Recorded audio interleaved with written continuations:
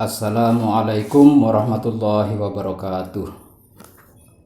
Semoga keselamatan, keberkahan, dan kebaikan senantiasa terlimpah untuk kita semua. Amin ya rabbal alamin. Sahabat Jembatan Peradaban, saya Cak Nur mengucapkan selamat tahun baru 1 Januari 2023. Sebagaimana telah kami rencanakan bahwa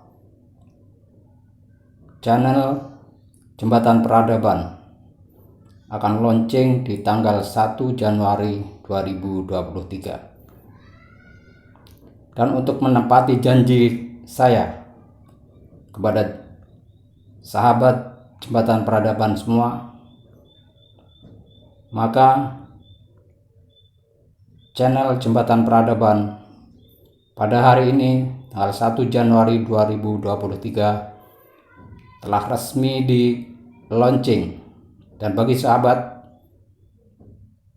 Jembatan Peradaban yang belum menonton launching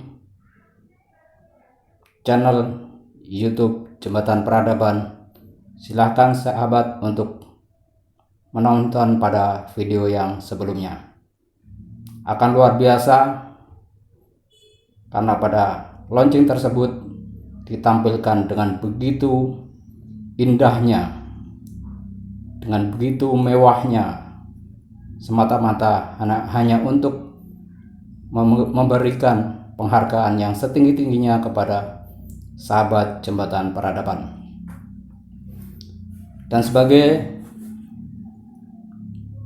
pembuka untuk hari ini, sesuai dengan tema yang kami usung dalam YouTube channel Jembatan Peradaban, yaitu mengangkat tentang cerita-cerita sejarah masa lalu yang pernah kita jalani sebagai bangsa yang besar ini. Oleh karena itu, sahabat Jembatan Peradaban, silahkan persiapkan secangkir kopi pahit Anda untuk mengikuti kisah-kisah peradaban di masa lalu, agar sahabat-sahabat semua mengetahui makna daripada hidup ini, bahwa hidup ini tidak selamanya manis. Baik sahabat Jembatan Peradaban, marilah kita masuk pada episode 1, yaitu Kerajaan Salakanagara. Kerajaan Salakanagara disinyalir sebagai kerajaan paling tua di Nusantara. Berdiri pada tahun 130 Masehi. Kerajaan ini diyakini sebagai leluhur suku Sunda. Hal ini dikarenakan wilayah peradaban Salakanagara sama persis dengan wilayah peradaban orang Sunda selama berabad-abad.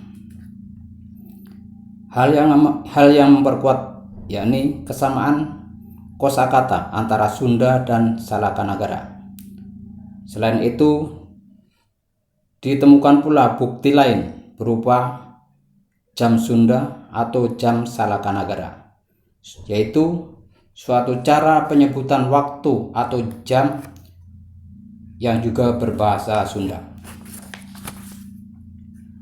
Sahabat Jembatan Peradaban, sebelum Cak Nur melanjutkan tentang kerajaan Salakanagara ini, terlebih dulu saya mohon maaf yang sebesar-besarnya apabila dalam penyampaian informasi ini berkenaan dengan penyebutan nama, tempat, bahasa, dan lain sebagainya sekiranya kurang pas dan tidak sesuai dengan kaidah-kaidah yang ada.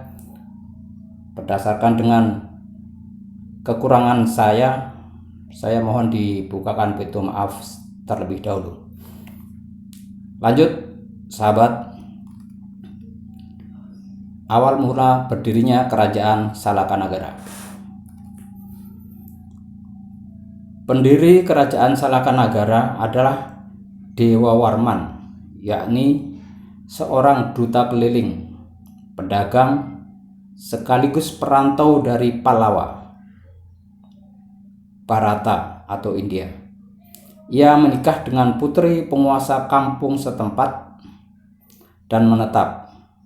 Sang penguasa pribumi itu bernama Akitirem atau Akitirem. Konon letak kampung Akitirem berada di daerah Teluk Lada, Pandeglang. Lokasi ini oleh Ptolemeus disebut dengan Argir. Putri Akitirem yang bernama Dewi Pawahaci Larasati diperistri oleh Dewa Warman. Pernikahan Dewa Warman dengan putri penguasa kampung kemudian diikuti oleh anak buah Dewa Warman, di mana mereka juga memilih menikah dengan penduduk atau wanita pribumi dan tidak kembali ke kampung halamannya, yaitu di India. Kemudian ketika Akitirem meninggal, Dewa Warman mendapat warisan kekuasaan. Tahun 130 Masehi, ia lalu kemudian mendirikan sebuah kerajaan dengan nama Salakanagara atau Negeri Perak. Sebagai ibu kota dipilihlah wilayah Rajatapura atau Rajatapura menjadi ibu kota Salakanagara hingga tahun 362.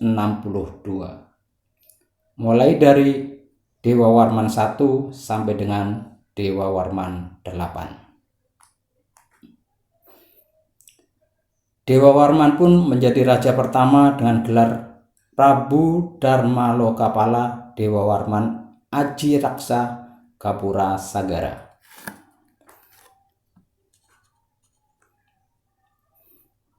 Pasca Dewa Warman mendirikan kerajaan Salakanagara, ia pun melebarkan sayap kekuasaan wilayah. Beberapa kerajaan kecil di sekitarnya menjadi daerah kekuasaannya.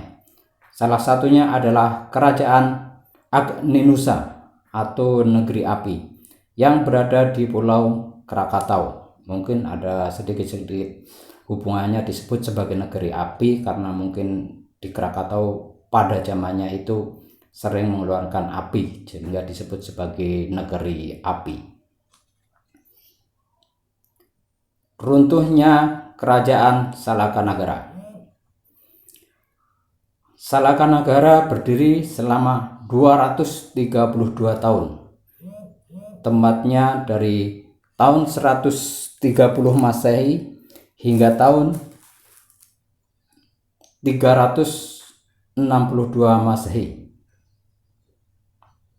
Jadi kalau kita perbandingkan apple to apple dengan negara kita, Republik Indonesia, yang relatif masih muda, yaitu baru berumur 77 tahun. Kalau kita perbandingkan dengan Kerajaan Salakanagara tentu masih jauh ya, tapi yang pasti kita sebagai negara kesatuan Republik Indonesia masih pada tahap menuju ke arah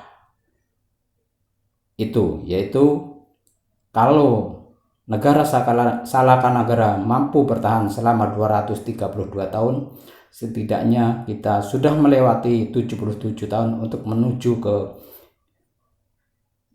200 atau 300 atau 400 bahkan 1000 tahun untuk menjadi satu imperium besar di dunia ini.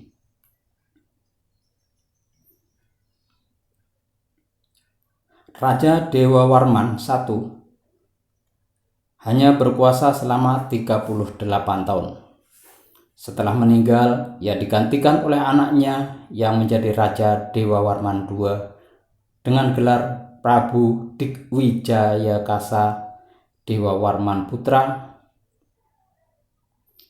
Kerajaan Salakanagara bertahan sampai keturunan ke-8, di mana tercatat nama Prabu Dharmawirya atau Dewa Warman VIII yang adalah Raja Salakanagara terakhir hingga tahun 363 Masehi.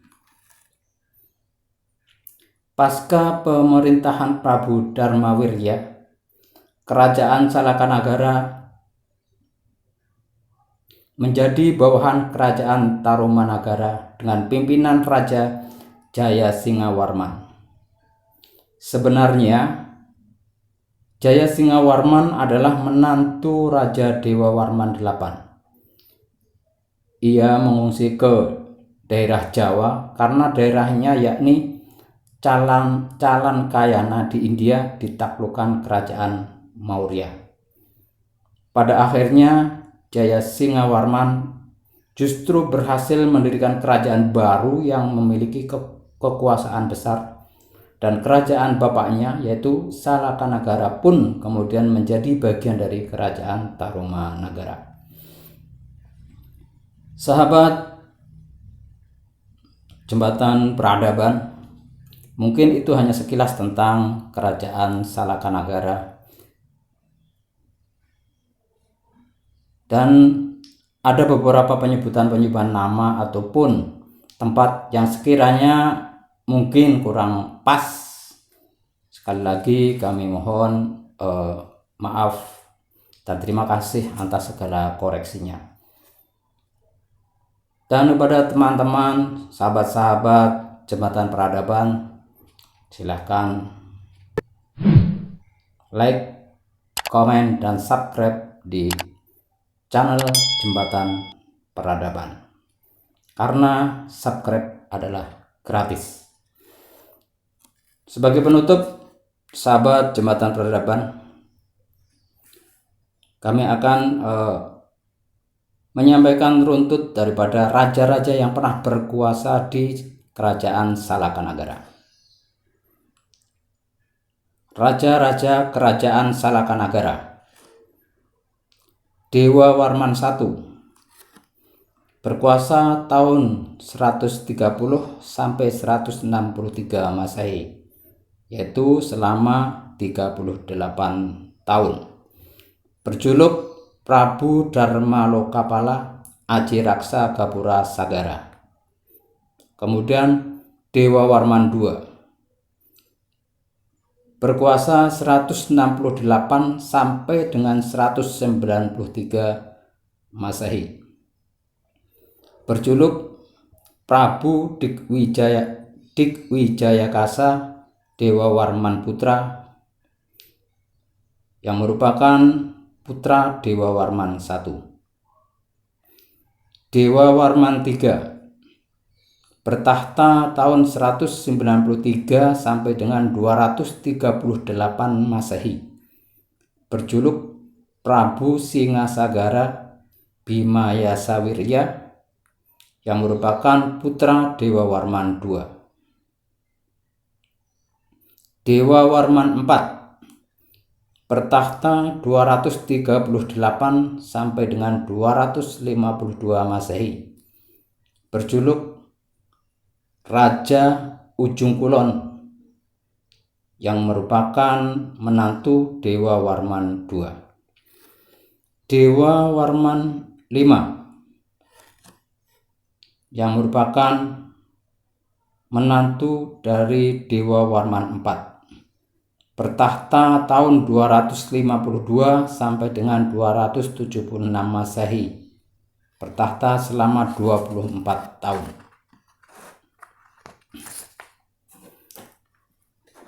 Selanjutnya Dewawarman VI bertahta 289 sampai dengan 308 Masehi.